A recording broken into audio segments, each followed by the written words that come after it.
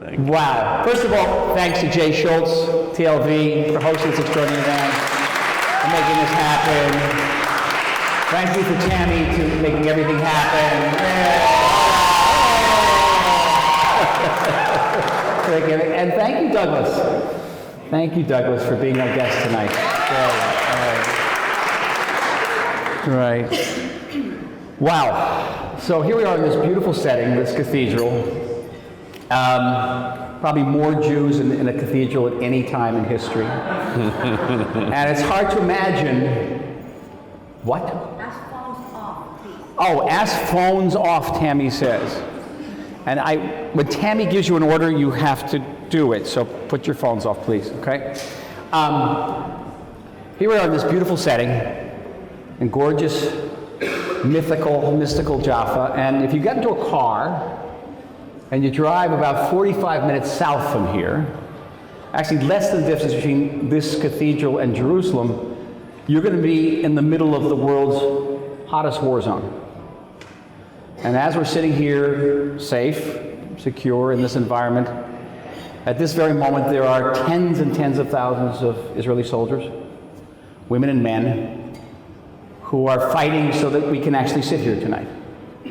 And I'm profoundly cognizant of this, and aware of it, and not taking it for granted.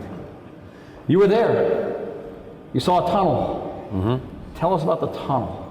Yes, I was in Gaza yesterday again, where the IDF showed us. We went in by foot through the Eretz crossing and saw this huge tunnel the IDF had just uncovered. Seems to go right through Gaza. It's the one built by Sinwar's brother, because of course it's a family business. And we have footage of Sinwar himself going through this tunnel, and it's wide enough for a military-sized vehicle or vehicles to go through. And seems to have been one of the places, because it's only the opening is only 150 meters from the Eretz crossing. And well, I thought once again, you know, those of us who pay taxes in America or Britain or Europe, this is where our tax dollars went. Isn't it wonderful, the bang we got for our buck? We send money to Gaza, and it goes to the pockets of Hamas leaders to live lovely lives in Qatar and to build underground in Gaza. That's what we got for it. May I just say quickly, first of all, it's a wonderful pleasure for me to be here, and also in this beautiful building. And also what a pleasure it is for me to meet and be speaking with you, Michael. Funnily enough, when this conflict began, a friend of mine in the UK, one of my best friends who's happily non-political, but said to me, what book should I read to sort of understand the Middle East? And I said, you've got to read Michael Oren's 1967. And I say that a lot to people. If anyone doesn't know it, it's now available at famously reduced prices on Amazon. They'll actually give you money to take it. They'll pay you. Right. So it really is a great pleasure. Thank you, pleasure. So here, let's go back to the tunnels. I'm fascinated by the tunnels. I've written about the tunnels. And this is not just this huge tunnel you can drive a truck through. You're talking about close to 300 miles of tunnels. Some of them go down 200 feet under the surface. They've dug into the aquifer, drained the aquifer. It's filled up with salt water. That's why there's no water in Gaza. And it seems to me there's something very significant about the tunnels themselves, because there's no actual sort of entirely strategic or military reason for it. There's something very deep and satanic and Ninth Circle Dante-esque about these tunnels. And it speaks as something that's very essential about Hamas, as being the embodiment of an evil. And we saw that evil on October 7th. It's an evil which takes every cent from the people of Gaza and puts it into these tunnels. Doesn't let the people into the tunnels, by the way, as bomb shelters. How many people could you get into that tunnel and save them? No, not a single civilian goes into any of those tunnels. There's something essentially dark, satanic, evil. And when you look at Israel and this society fighting this evil, you say to yourself that this is, to me, I would say to myself that this is more than a struggle between Israel and Hamas. That's the least of it. That there's something profound going on here. A struggle between civilization and its opposite, its enemy.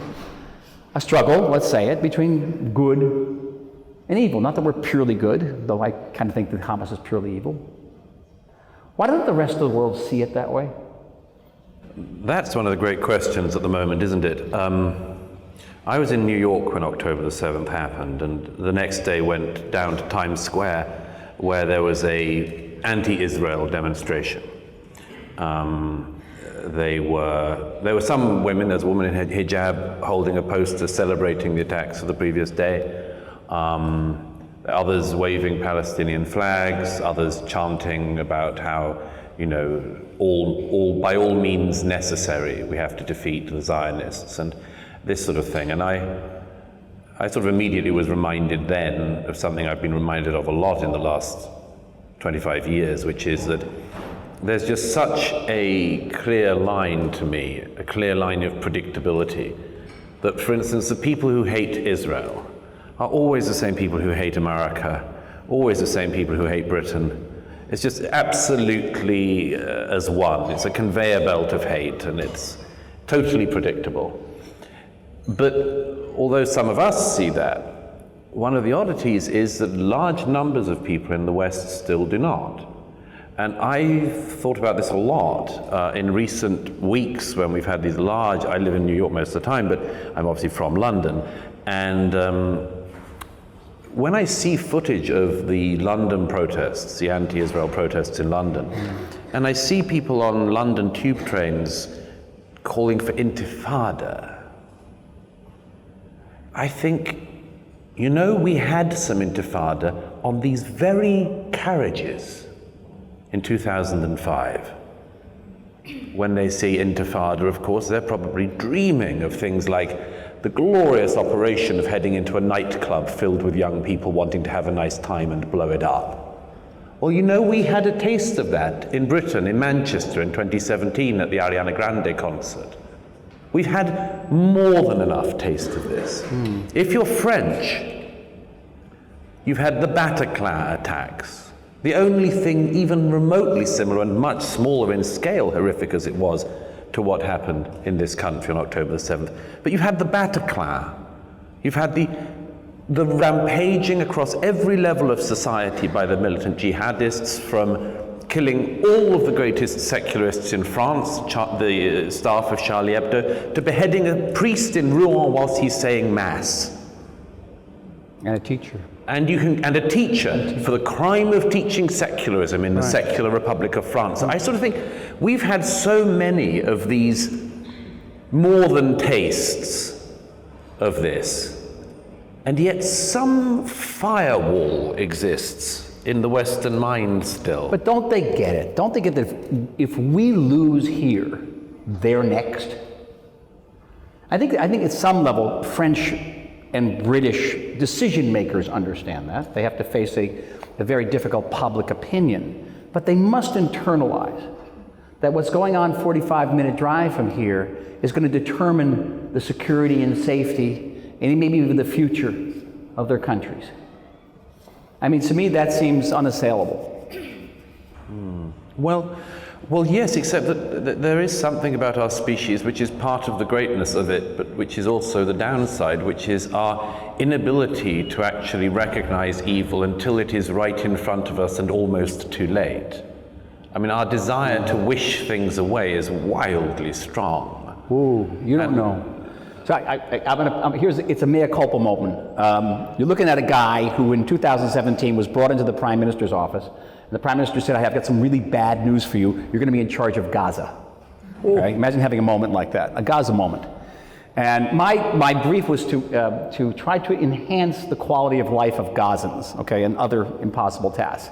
That was sewage treatment, electricity, water, everything you want for the Gazans. It's impossible. I learned very quickly that everything you know about human decency, about civilization, when it comes to Gaza and Hamas, you've got to throw it completely out the window.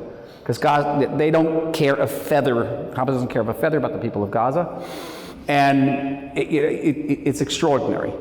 And there's no way to actually enhance the safety and peace of Gaza because Hamas actually wants the people of Gaza to suffer. Right. We were willing to put in all these different improvements, but Hamas blocked every single one of them. And convincing the world that there actually is an evil is very difficult when we ourselves couldn't understand the evil. So I was present at all these government meetings where the Mossad and our Shabak and our military intelligence and the IDF all agreed that Hamas was wearing two hats. It's wearing a governance hat and it's wearing a jihadist hat. And if we paid them enough Qatari money, and we're talking about a lot of Qatari money, not suitcases, guys, pallets of money, going in armored cars. If we paid them all that money and we let 20,000 Gazan workers into Israel every day, Hamas would prefer the governance hat to the jihadist hat. Because at the end of the day, we too, as part of Western civilization, we're loath to recognize and acknowledge evil. Yes. It's hard for human beings to do that. It's not easy. It's not just we have to, we're not like, that we have to wake up one morning and realize that evil is staring us in the face. We are reluctant. There's a basic recoiling from a reality of evil in our souls. It's very deep. Well, I'd say it's something I've described in the past, not as Leninism, but as Lennonism. John Lennonism. Yes. The sort of assumption that, everybody wants what we in the West want. I was talking about this with a friend yesterday, that,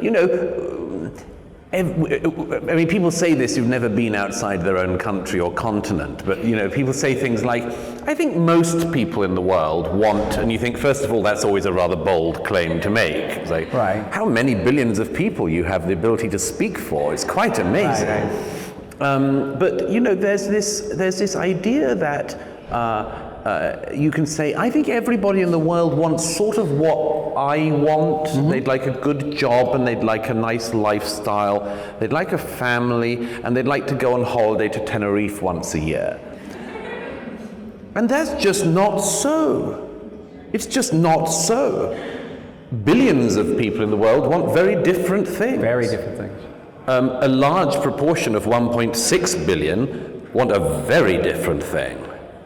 And there is and has been for a long time this failure of the Western mind because we were drunk on a kind of liberalism and drunk on a kind of interpretation of the world which is false. And one of the things that does strike me is that this country at least now knows overwhelmingly how false that is.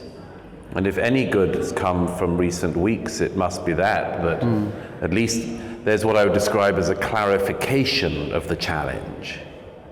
But outside, again, it's you can put these things off for quite a long time.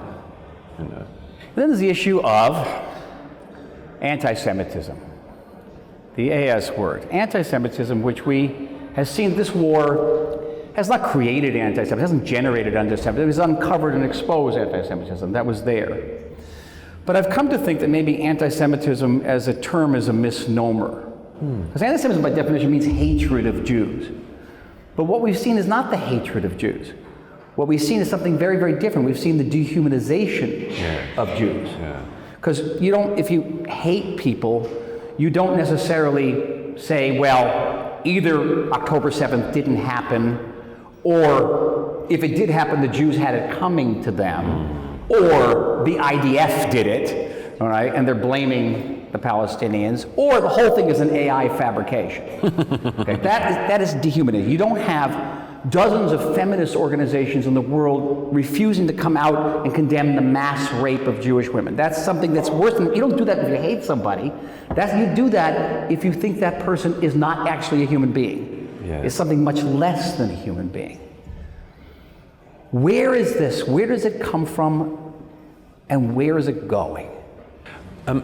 I've always said that there's one way to tell that somebody hasn't thought at all about anti-Semitism, which is if you hear somebody say something like, that's why we have to end anti-Semitism once and for all. Okay, there's an ignoramus. The former leader of the Labour Party in my country, Jeremy Corbyn, who is an anti-Semite, used to say this quite often. If you said, if it was put to him that he was anti-Semitic, he'd deny it. He'd say, no, I oppose anti-Semitism, Islamophobia, and all forms of racism. Yeah. He could never do anti-Semitism on his own. And Islamophobia. You have to say Islamophobia in the same breath. You can't have anti-Islamophobia. You have to say anti-Semitism and also anyone who has a fear of Islam must be twinned together. There's an amazing little trick that. Anti-Semitism's hatred of Jews and Islamophobia is fear of Muslims. Yeah. And anyhow, but he used to say, that's why we must put an end to all hate, like anti-Semitism, racism. And again, you go, you can't have thought of anything. You think you're going to end hate? What are you going to do next? Gluttony? Envy? Lust? Why not? Why not get them all? It shows you haven't thought about it. And the reason I mention this about anti-Semitism is because anybody who knows anything about anti-Semitism knows that it's the most shape-shifting virus of all time. One of my favorite examples of this is from a writer who Tom Stoppard first put me on to, Gregor von Retzori, who wrote a great book, with a rather lurid title called Confessions of an Anti-Semite. And it's 5 chapters. It's fiction, but in the first, it's about the sort of whiffs of anti-Semitism that were there in the pre-First World War Habsburg world. And in one incredibly moving chapter at the beginning, this young military cavalry officer takes out an older Jewish woman he's dating. And his contemporaries see him with this woman, and he feels instinctively the embarrassment in front of them that they've seen him with her and know something about him. And she is trying to live up to the setting they're in and to be less Jewish and more like everyone else in the Habsburg world. And this infuriates the young man so much that at the climax of the scene he smacks her at the table. And it's an amazing insight because there's nothing this woman can do right. She's too Jewish, she'll be hated for being too Jewish. She's too assimilated, she's hated for being assimilated.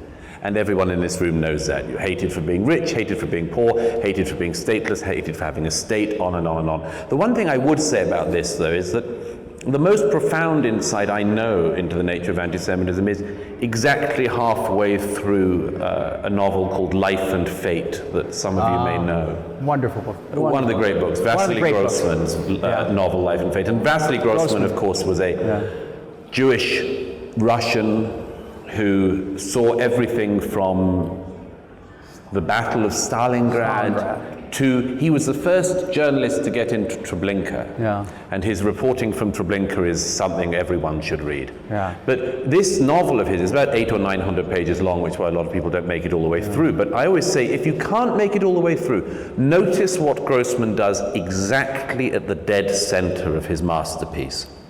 At the dead center of the work, at the midnight of the 20th century, he devotes 3 pages to the question of anti-Semitism. And he says almost everything that needs to be said. I always pity it when somebody says, I'm writing a book about anti-Semitism. I think it's already been said in 3 pages. And Grossman says in that, he says, among other things, he says it's something that you can come across in the Academy of Sciences and in the games that children play in the yard. But, and this is his great insight, he describes anti-Semitism as being a mirror for the dispossessed. He says, tell me what you accuse the Jews of, I'll tell you what you're guilty of. I run off that all the time. I see the things people are accusing Israel of and the Jewish people of. Without exception, it's what they're guilty of. That's lovely. I thought that about the people who were tearing down the posters. Why were they tearing down the posters of the hostages all around the world? What was it about the posters that so got to them? And my fundamental conclusion was that the posters were a type of mirror. That they hated seeing themselves in the face of a 4-year-old Israeli girl who had been kidnapped and held hostage. And what did that mirror show them? It showed them that their hatred of this state was based on something shuvi, on the dehumanization of this little girl. Because all of a sudden Israel's not abstract anymore. All of a sudden is a blue-eyed, blonde-haired little girl. And it was literally unbearable for them. They couldn't take it. And so it had to be destroyed. It's something, again, like the tunnels, there was something very profound and very deep in this hatred. I just come back from a long trip to the States, about 4 weeks in 14 cities in the States, meeting a lot of different Jewish communities. And it's kind of bizarre and ironic and cruel, but don't quote me on this. We have to actually say thank you to Hamas. Toda rabah laHamas. Why? Because Hamas reminded us of who we are, reminded us that we actually are a people, that we're kind of a shpucha, all right? And all these divisions sort of disappeared. They disappeared here, at least for the time being. They disappeared in the American Jewish community for the time being. In the American Jewish community, I was talking to a beleaguered and freaked out American Jewish community. And they were looking to me and said, what are we supposed to do? What's the answer? And this is like a question that's been asked by beleaguered and freaked out Jewish communities throughout history. What do we do? And I gave them, I said, listen, you basically have 3 options. You can fight. And you can fight. You can fight legally. You can get, university presidents to resign. You can stop contributions to those universities. You can fight legislatively. You can fight legally. Someone holding a Hamas flag. Hamas is recognized as a terrorist organization, a genocidal organization by the U.S. government. That person should be in prison. Why isn't the police arresting that person? Okay. You can, option number 2, you can hide. You can take the kippah off your head. You can take the mezuzah off your door. You can close yourself behind the door. Don't turn on the news. If you do wander outside and someone shouts an imprecation at you, just ignore it and go on. That's option 2. And the option 3 is to be here.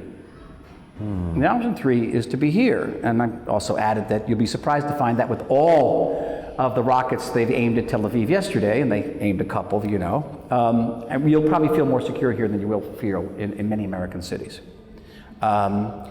And what was shocking to me, Douglas, was having said this and thinking I was going to get a big gasp from the audience, everyone's saying they're nodding. That yes, those are our 3 options. And throughout the Jewish history, we've, faced options. I was reading this week, going back to that famous Shalom Aleichem story, Tevye's daughters, which in various iterations becomes Fiddler on the Roof, and the movie, the play. And in the movie and the play, Tevye has 4 daughters. In the book, he has 7 daughters. And each of these daughters represents a Jewish choice, right? A Jewish choice on the verge of modernity. So one daughter is going to intermarry and move out entirely. One's going to become a communist and join the revolution. One's going to move to New York, of course, New York, and several are actually going to move to Palestine and become pioneers here.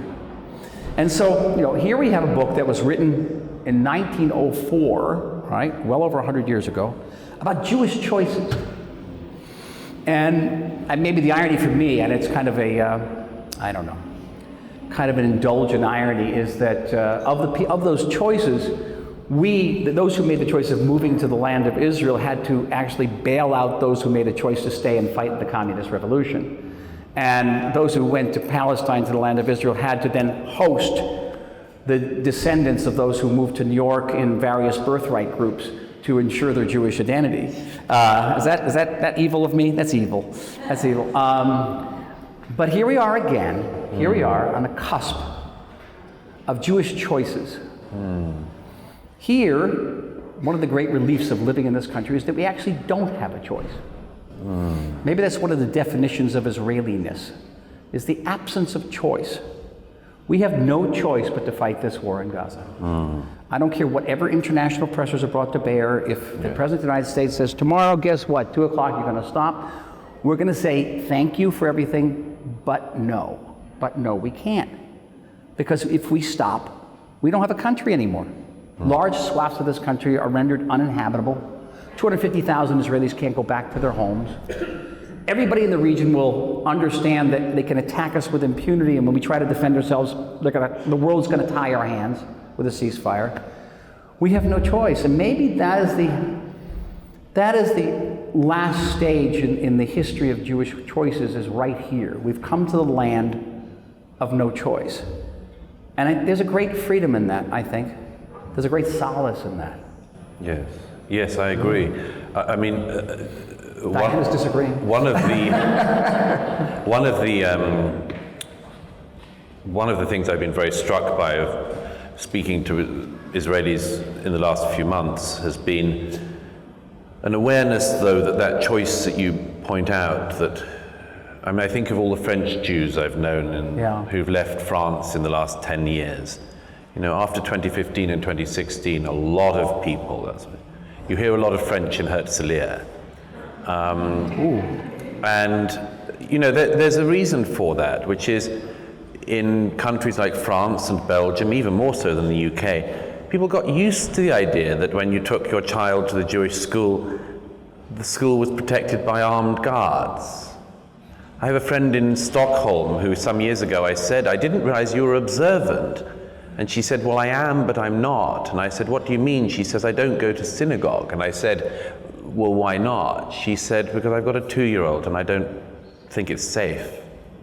Now, in that situation, of course, a lot of Jews have seen in recent years in the diaspora that this is a place to be, but the trauma that is still going on, and I think obviously the trauma of October the 7th is still going on and will go on for a long time.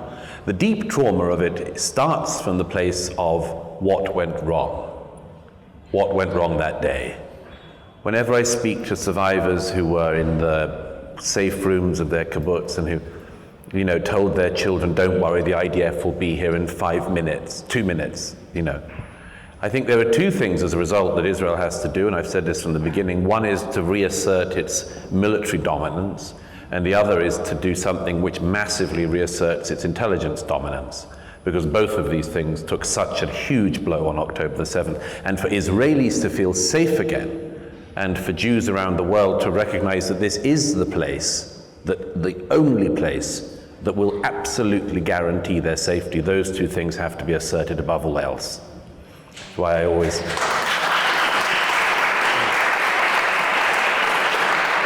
say that, I always say in private, but maybe I'll say it tonight for the first time in public, I want some early deaths in Qatar.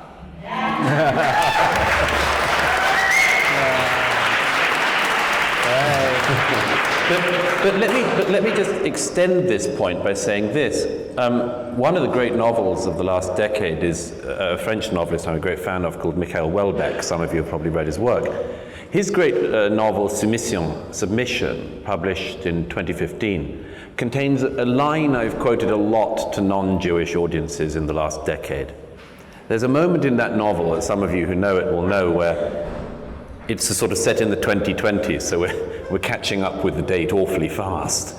It's a sort of Muslim-dominated France in which the jihadist party has sort of done very well, and everyone else is making their accommodations, and everyone falls into line in exactly the way you'd think. The university heads turn out not to be brave. Imagine. The Catholic Church turns out not to believe in its own doctrine, and so on and so forth. But the point is that the most interesting point of the novel is when this professor at the university who's having a relationship with one of his students, it's France, so of course, but he says he's having a conversation with his mistress, and she says, she's younger than him, and she says one day, I just want to tell you this is it, I'm leaving. And he says, what do you mean? And she says, basically, it's not safe to be a Jew in France anymore. And he's not Jewish, but she says, it's not safe to be a Jew in France anymore. I'm making Aliyah. I'm going to Israel. The response of her lover, the professor, is the interesting thing. He feels an overwhelming sadness, first of all for himself, because his response is, I don't have an Israel. I don't have an Israel. This is what will wake up the rest of the West. Jews have this country as the place of first defense. But if America or Britain or France or Sweden or Norway or any of these countries go wrong, there's not a place for people like me to flee to. We'll take you. Well... We'll take you. It's that great, there's that Sam Harris line, which I loved. It was a wonderful line at the end of Sam Harris' essay about October 7th, where he says, we are all Israelis now. Yes. Not all of us, we just don't even know it yet. We don't know it yet. And it's true. That's true. That's why I say that what's going on in 45 minutes today is a battle not just for Israel, it's a battle for Britain, it's a battle for France, it's a battle for Cleveland, if that's possible to imagine. Certainly. Why? But the question is why they don't get it. They don't get it maybe because they can't confront evil. Let's go back to literature and art, shall we? Because that's another front in this war. And what we've seen again and again from the people who we assume will have better insights into reality, right? An understanding of human truths, and certainly of higher truths, they don't get this. They get just the opposite. And you can count on, one finger, you're on that fingers, right? You're one of those fingers, of the people who come out of that world who get it. They don't get it. How do we explain the fact that they don't get it? Well, first of all, of course, there's a great disappointment that all literary and literate people have, which is the realization that very often the best and nicest person you've ever met has never read a book. Right. It's a profound challenge, actually, to anyone who believes in culture, which is simply reading doesn't make you good. Certainly reading garbage like American students do doesn't make you good. You can't try to make your way through a book by Judith Butler and come out the other end, even with your vocabulary intact, So there's no reason why going to this. Our friend Neil Ferguson wrote a very good piece for Barry Weiss's website the other day about this, saying, shout out for Barry. Neil wrote this very good piece about this, saying the idea that the university is a place of moral improvement is nonsensical. No, it's also the place where there's the least amount of freedom of speech. Absolutely. I mean, the least amount of freedom of speech. And I would have said that, as one of my great intellectual heroes, Alan Bloom, said this 40 years ago in The Closing of the American Mind, when he said, and by the way, everything he diagnosed has gotten far worse since. One of the oddities of this is we've had such good analysis, and yet everything continues to go worse. Anyhow, he says, look, when Heidegger is the rector of, is it Freiburg or Heidelberg? Freiburg. And he gives the rector's address in 1934. Alan Bloom says that's the point at which the German Academy went rotten. Because if you remember, Heidegger says all of the decisions have been made for us. Well, I would say it's not as extreme at the moment, but what Claudine Gay and others are doing is the same thing. All the decisions have been made for us. Our society is going to be ordered in the following way. We will not prioritize excellence or knowledge. We will prioritize identity. And, this is the mantra of the era. And this has made everyone progressively stupider.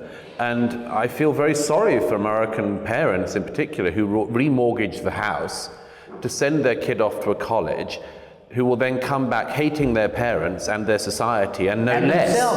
And themselves. And know a lot less because than when they went in. Because of the color of their skin or their class. And they will come back hating themselves. These are profound challenges, but I think, again, Israel is an example to the world on this. I mean, I've said this to so many people in recent days, but whenever I visit troops, or whenever I'm in Gaza or the West Bank or down by the border, you meet these extraordinary, full human beings. Who are carrying guns and willing to defend their country. And that's extraordinary. And I was on Monday I was down in Beirut again, and I went to the place where all the cars and vehicles from the day are gathered. It's an unbelievably awful sight, and the specialists are still cleaning the cars of body parts, and this is still going on with about 600 vehicles.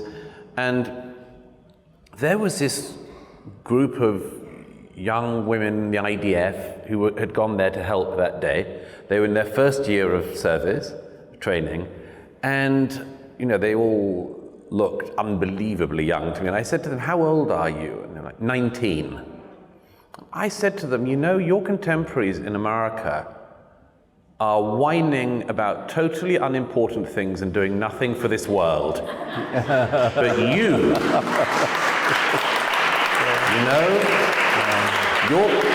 you're real people already. You're real people, and you're giving something to the world. Yeah. And, I sort of wish that we could say this, particularly to young Americans, is to say, what do you want to be exactly? What do you want to get from your life? I think they want to be correct. Well, And someone has to tell them a horrible truth. They want to be safe in a way, not safe that you need a gun to be safe. They want to be safe on social media.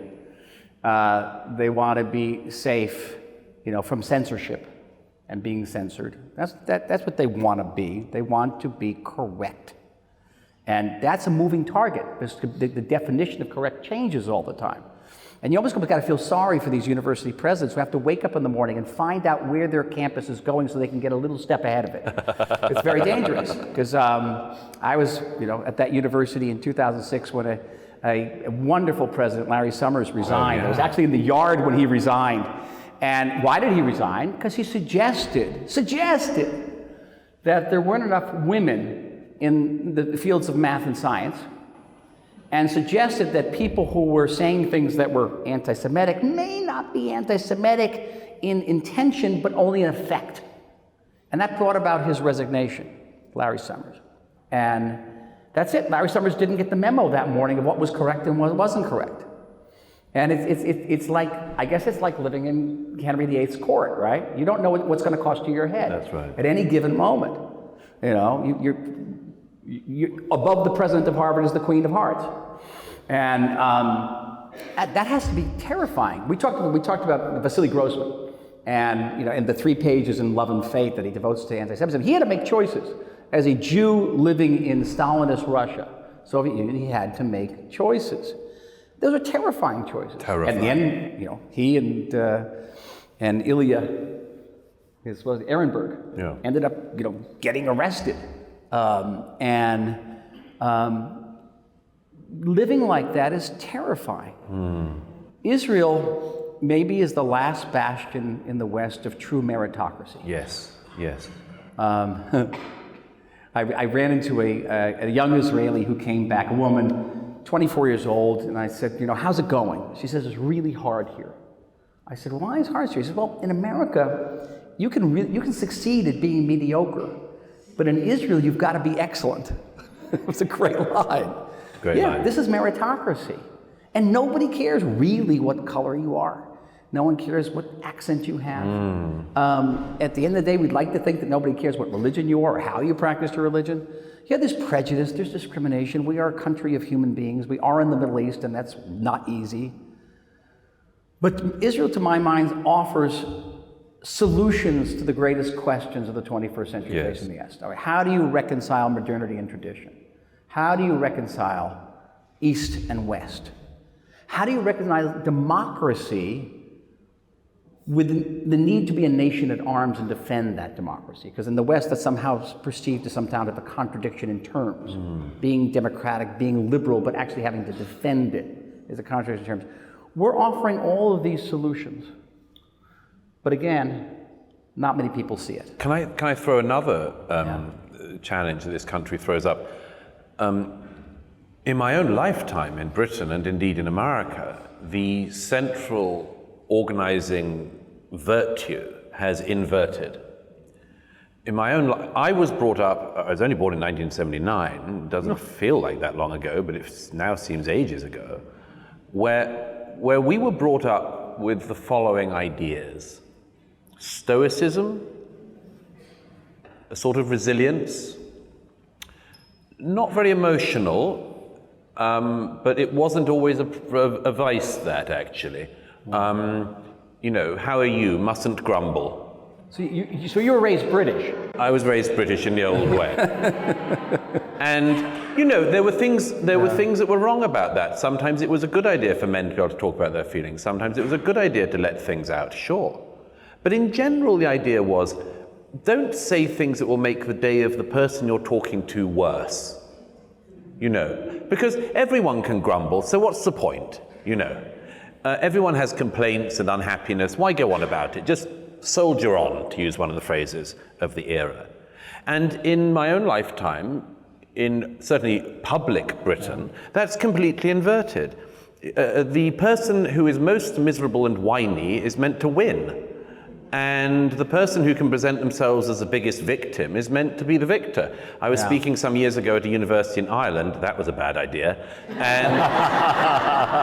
And somebody got up, I could see already he was just sort of literally shaking with rage. And he said immediately, I am half Irish, half Palestinian. I thought, I'm screwed. This is.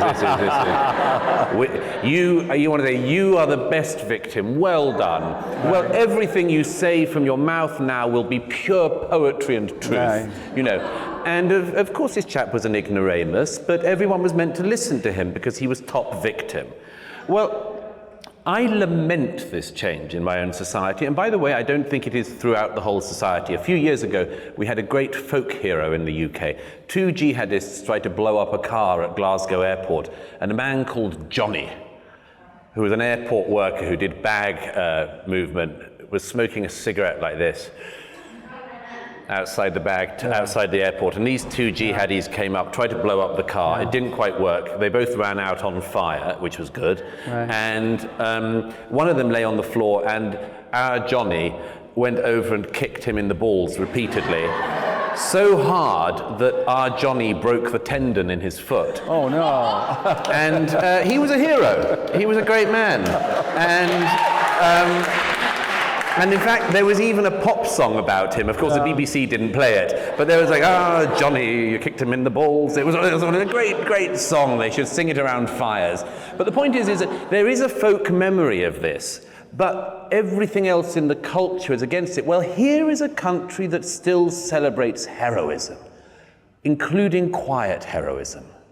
The quiet heroism of men and women across this country of all ages who put up with unbelievable things and have done extraordinary things and do not expect time to stop for them. And I would like that ethic to be injected back from Israel to the West. What do you want in your life if you're 21? Do you want to live the life of victimhood or a life of heroism? You should choose which direction you orient your life towards, because your future and your society's future will hinge entirely on which road you choose. Yeah.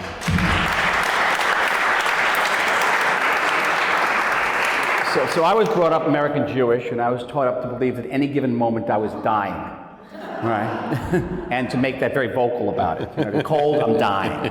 Okay, I sprained my ankle, I'm dying. Right? That's what I was brought up. But maybe the greatest achievements of this country was to rise us above victimhood. Yes. And this country was created 3 years almost to the date after the end of the Holocaust. May 1945 to May 1948. And this country comes out as a victory over victimhood. I mean, our one paean to victimhood is Yad Vashem, and I object to the fact that we bring foreign leaders there all the time. I think we should bring foreign leaders to high-tech companies. Really. Bring up foreign leaders. We did a tour of the National Library, the new National. You've got to see this thing. It is magnificent. It's just beautiful. Take them to the National Library with the repository of Jewish memory and Jewish civilization. By the way, Islamic civilization, Islamic memory is all there. That's victory. That is true victory. And we are unfortunate because at the very moment when Israel became victorious, this is 1967, which was an inflection moment, that's when being victims became cool. Yeah. And being victims have remained cool since 1967. So as victors, by definition, we can't be cool. As people who celebrate excellence, we cannot be cool. And let us never underestimate the cool factor in all of this. The people who are participating in these demonstrations across America, yes, many of them are vile, many of them are anti-Semitic, many of them hate America, but also many of them are doing it to wear that keffiyeh, okay, to do that act of immense social and cultural appropriation that if you ever showed up with a sombrero, you'd be dead, okay? But wear a keffiyeh, you're cool, all right? Is because they want to be in. Yeah. And what I talked about, you talked about what they want to be. What they want to be at the end of the day is in. And that is also, by the way, a product of the 60s. Those who remember that song, I'm in with the in crowd. That was the ultimate thing in the 60s. If you dressed right, you said the right words, then you were in. If you didn't say the right words and dressed wrong, you were out. And in and out is a major fear and goal. Certainly of youth in America. I don't know about Britain, but certainly in the United States. Well, I'd add one thing to that, which is a lot of these people, as you say, apart from the malevolent ones and the terrorist supporters and others, they would have been saying free Tibet 30 years ago. And it turned out they would have had bumper stickers that said free Tibet, and they'd have worn sandals and gone to Glastonbury or Woodstock and said free Tibet. And it turned out that the Chinese Communist Party doesn't listen to bumper stickers, and in a great blow to bumper sticker makers everywhere. But Tibet remains resolutely unfree, doggedly unfree, even despite these decades of people saying free Tibet. And I do think that to a great extent, free Palestine is this era's free Tibet. As you say, they morph from climate change very easily. Oh, yeah. It's right from some of the same people, right? From climate change to hating Israel. But it's interesting, when people say Palestine, what do they mean? What are they saying when they say the word Palestine? And if they actually know where it is or what it is or any history of what being Palestinian means, but Palestine means many, many things. It means socialism for some reason. Right. It means all these things that Palestine has never been and never will be. It means socialism. It means women's rights. It means gender equality, which is, you don't want to talk about that in Gaza because you'll be dead. It means universalism. It means anti-Americanism. It means atheism. It actually means atheism, all right? Palestine doesn't mean God.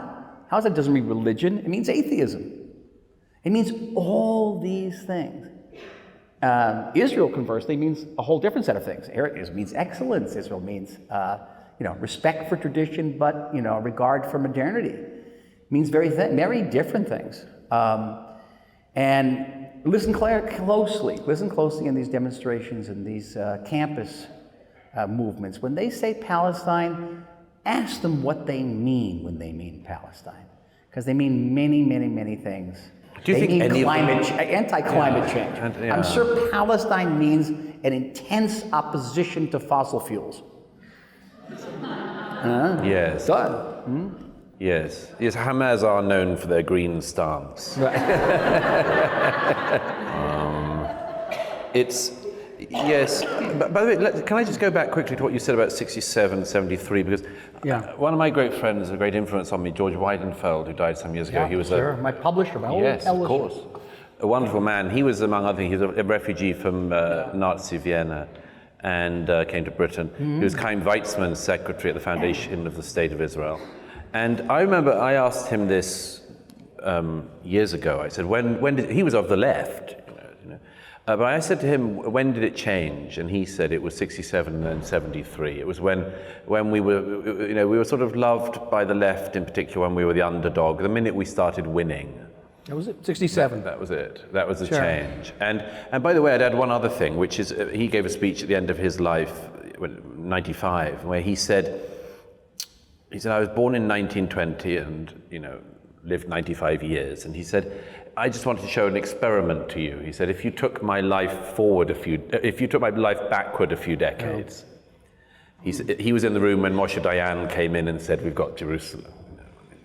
And he said, if I had taken my life back a few decades and just taken that 95 years and put it back there, I would have gone from Herzl's Judenstaat all the way through to getting Jerusalem in the course of one life. And I've always thought that's such a beautiful idea. And it's an incredibly important idea, particularly for young people, to think there are dreams that can be fulfilled in the lifetime of one man or woman. And we should remember that. It's hard. When I look back in my lifetime, growing up in America that was very self-confident, where we really believed that America was the exceptional country. We were the good guys, the Soviets were the bad guys, the Israelis were the good guys, the Arabs were the bad guys. And we all assumed that we would make more money and more affluent than our parents and more secure than our parents.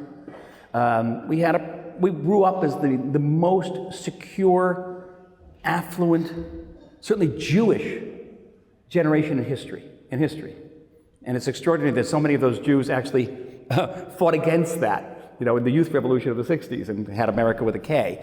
All those youth revolution leaders, many of whom were Jewish. We did. And our own children today, cannot project forward and necessarily see that same trajectory of dreams realized. as they can. And that, to me, is a great tragedy, but it's also a tremendous challenge for all of us, to regain the dreams, the ability to dream. I've been here a very long time. And when I was 15 years old, I shook the hand of Israel's ambassador to the United States. I was on a trip with the Zionist youth movement to Washington. And the guy's name was Yitzhak Rabin. And when I was 15 years old, I made a vow that someday I was going to do that. I was going to be Israel's ambassador to the United States. I didn't even speak a word of Hebrew yet. And you can realize those dreams. Yes. You can get off a plane, as I did many, many years ago, with a backpack and find yourself in a chapel in Jaffa full of wonderful people many, many decades later. Those dreams. But to impart that belief in the ability to get dreams is very, very difficult today. It's a huge challenge. Well, George Weidenfeld, huh? Amazing. He did publish my first book. It was called From Revolution to Conflict, Egypt, Israel, and the Great Powers, 1952 to 1956, soon to be a major motion picture. Really? No.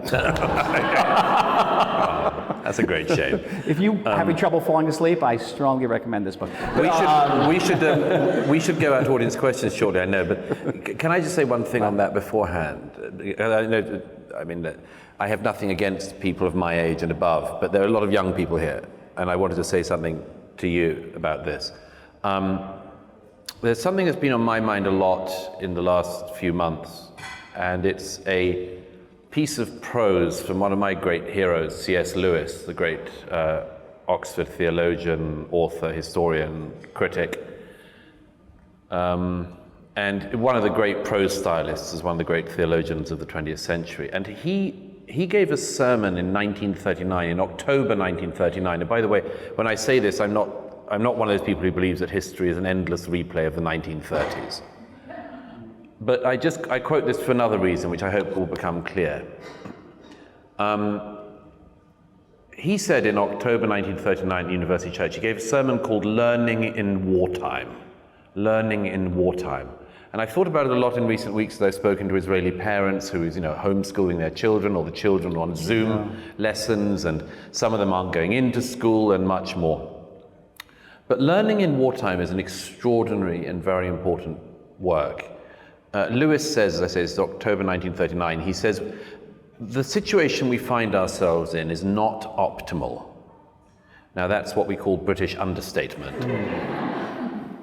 He says, the situation we find ourselves in is not optimal. But he says, it never was. Human life was always lived on the edge of a precipice. And if we had put off all of our search for beauty, knowledge, and wisdom until such a time as the situation was perfect, the search would never have begun.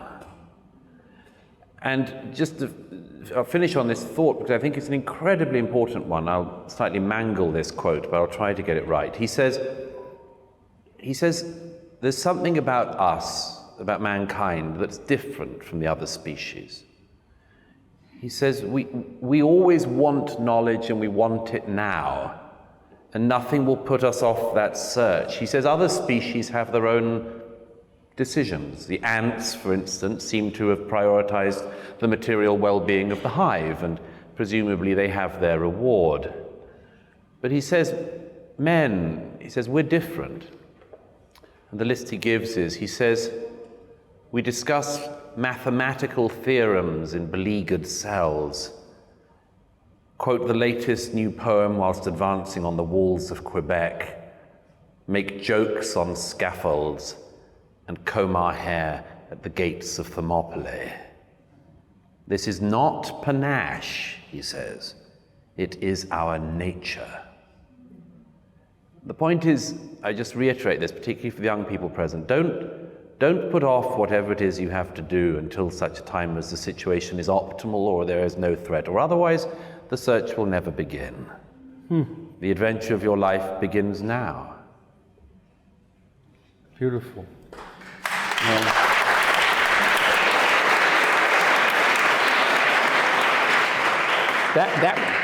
That reminds me, what questions? Well, last point.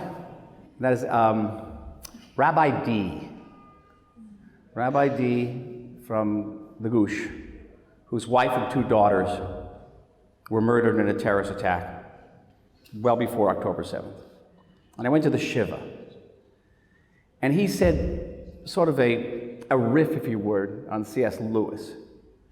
He said, you know, I'm going out and explaining to the world Israel's case. I'm fighting terrorism. I'm dealing with the international media. And I believe I'm actually doing a good job, he said. But isn't it tragic that it took the death of my wife and my 2 daughters to get me to do this? And his message to us, the people who would come to the Shiva, is don't wait for God to create the situations in your life that will get you to go out and do good. Do it before God does that. Preempt God. Preempt the tragedy. Yes. And I took that away with me. Rabbi D, great man.